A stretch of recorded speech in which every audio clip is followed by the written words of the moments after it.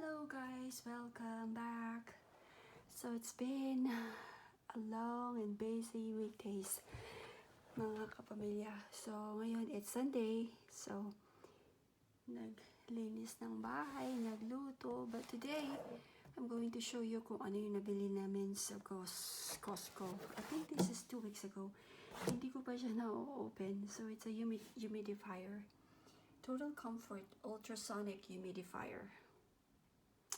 So, nagustuhan ko siya kasi malaki. So, bali, ito yung both side niya. It's 1 gallon, 1 gallon. So, it's 2 gallons. So, meron siyang includes 10 ml Home Dix Lavender Essential Oil na sa loob. And this one is warm mist, kills up to 99.99% bacteria. Meron siyang warm and cool mist. Dual tanks, 2 gallon capacity, so 1 gallon each, and a 12 runtime base, 12 to 120 hours runtime based on mist setting. Tapos 45% programmable digitally humid stat, auto off timer. So tinignan ko to, nakita ko sa Costco, it costs only $59. Pero sa online, ang mahal niya, nasa more than $100 siya. So, I hope this will work. Pero, tinago ko naman kasi yung receipt in case magkaroon ng problema, I can just return it back. But hopefully hindi kasi gusto ko siya. So, let me open it and I'll show it to you, okay? Okay. Eto na siya. So, kinuha ko yung dito sa box, ito yung meron siyang manual. Meron din siyang pad. Ito yung pad para dun sa essential oil. Kasi yung essential oil, hindi mo ilalagay sa tubig, sa water. Hindi mo siya i-mix. Hindi pwede. Yun ang nakalagay. Dito siya, oh. Essential oil. Use tray below. Push mo lang yung nilalabas. And then, yun, may pad na to. So, patak ka lang dito ng ilang beses and then put it back. So, yun. Tapos, ito yung container. Laki niya, oh. Yeah. Yan. Pupunuin natin yan. So, listen natin yung tape.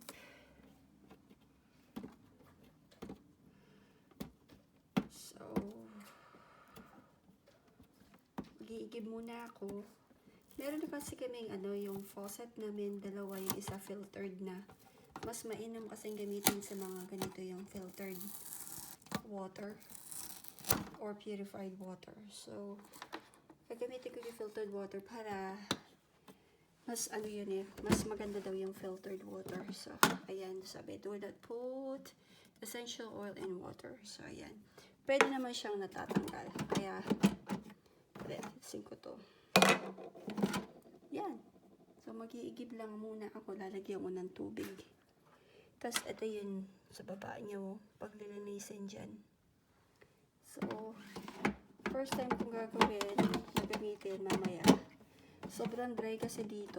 Masakit sa ilong. Pagising mo sa umaga, masakit yung ulo mo. Tapos yung ilong mo, sakit. As in. So, dito lalabas yung mist. So, pupunayin ko muna and then babalikan ko kayo. Tignan natin kung gaano siya kaganda. Okay, bye! Okay. So, ayan na ang water. Hindi ko muna siya pinuno. Dagdagan ko na lang mamaya. Excited lang eh. So, ito yun. Yung program niya is nandito, naka-specify naman. Ayan, ito yung mist. Ito yung timer or yung humid stat. Ito yung clean tank. Ito magla-light on ito pag kailangan na siyang linisin. So, yung isa ko kasi, may isa akong humidifier na sa isang kwarto. Nandun sa mga plants ko. Yung kasi, after maubos ng water, nililinis ko na kaagad. Yung water and vinegar solution. Ganun yung paglinis ko. So, ganito din yung paglilinis dito. So, kailangan ganon. So, pag nag-light on na to, kailangan na siyang linisin. Ito is, oo, maganda dito is no filter needed. Alam mo, yung iba kasing mga humidifier is you have to change the filter once in a while. Yung ganun, parang hassle minsan, ang hirap pang hanapin kung saan bibilin yung filter. So, yun. So, tignan na natin.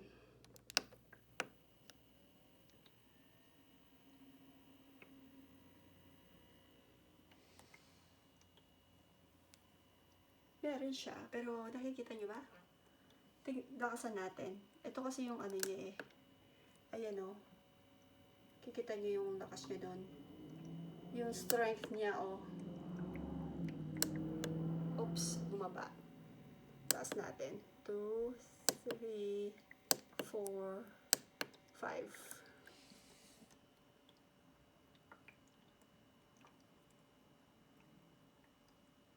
Ayan. Ayan na siya. Oh. Kita nyo ba?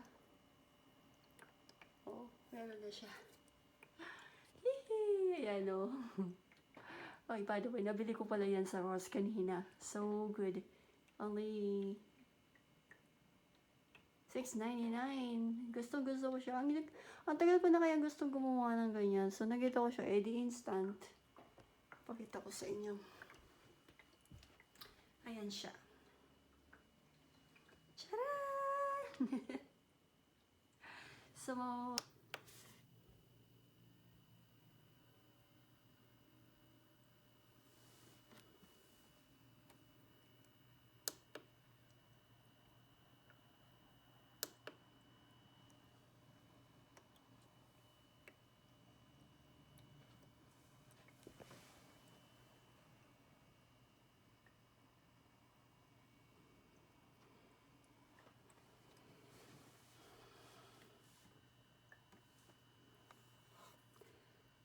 gustong-gusto ko siya. Good evening. Nilinis ko lang siya. So, nagamit ko na siya for a week. So, ngayon ko lang siya na video. So, I'll just show you the features. Ito yung mist. You can put this to 55 highest. And then, that's the light. Meron siyang ilaw dyan. Pwede mo siyang patahin paggabi. Isawa ko, ayaw yan ang ano. Ayaw na niyang may ilaw. So, you can turn it back. Put it back there. Timer. Ito yung warm. If you would like warm. Tingnan natin kung mag-warm siya. I think so. Ito, hindi siya nag-light up. Pero it's been a week. So, I have to clean it. Hindi ko na hinintay na mag-light up siya. But, then if it's light up like this though, it's time to clean it. So I usually clean my other humidifier once a week. Yeah. So yun. And then yung sa likod niya yung essential oil. Ginagamit ko usually is alternate ko siya yung lavender and the eucalyptus. They're both the same. They're both relaxing talaga. Yung eucalyptus, if you feel like medyo parang not feeling well, yun ang ginagamit ko. Same, even yung lavender it's to make you relax mode talaga siya. So it's really good. So I love it. Itong water niya, mauuna mo na maubos to, and then ito yung second. So it will take like about, kung nakatodo siyang ganyan whole night, will take about 2 days or 3. Kasi tinutodo ko siya eh. Gusto kasing maraming mist. And this is my cat right here. Gustong gusto niya. Right? Bitsy? Oh. My extra cat. That's all for now. Grab this one if you're here in US.